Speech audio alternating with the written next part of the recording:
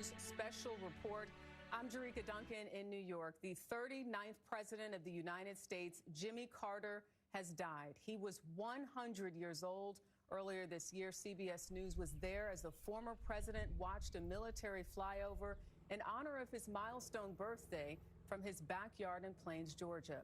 While Mr. Carter served only one term, many people remember the former president for the things he did after he left the White House.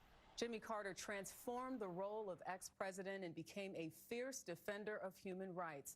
All the while, he maintained a strong commitment to faith, family, and his Southern roots.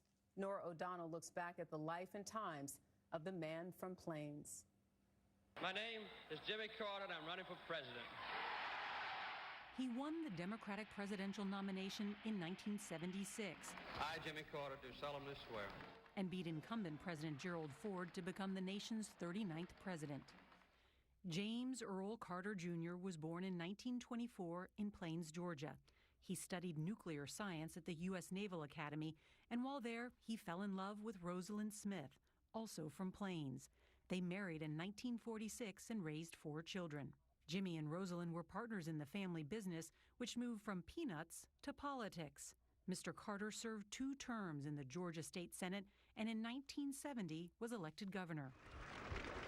Perhaps his greatest achievement came in 1978, the historic peace treaty between Israel and Egypt, known as the Camp David Accords. But on November 4th, 1979, Iranian militants stormed the U.S. Embassy in Tehran, taking 52 American hostages.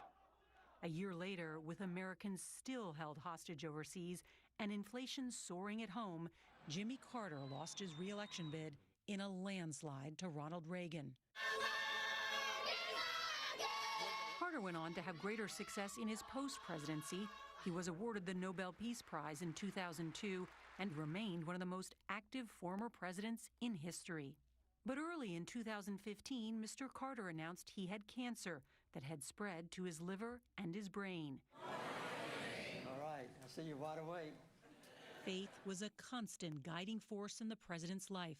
And during this time, he continued to teach his weekly Sunday school lesson. I intend to keep on teaching here at Maranatha as long as I'm able. Later that same year, he announced he was cancer-free. He talked about it with us in 2018.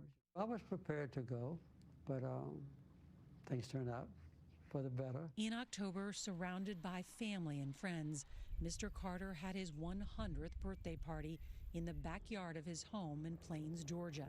Absent from celebration was his beloved wife, Rosalind, who passed away at the age of 96 almost a year earlier.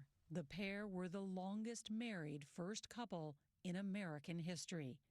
Mr. Carter reflected on their life together in the CBS Mornings series, Note to Self. One of your greatest sources of happiness will be your wife, Rosalind, and the growing family that will be coming. Stay close to all of them. Bring them together whenever possible, and provide them the same help and support that your own parents gave to you. Jimmy Carter will be missed. There will be more on the death of President Jimmy Carter on tonight's CBS Weekend News. This has been a CBS News special report.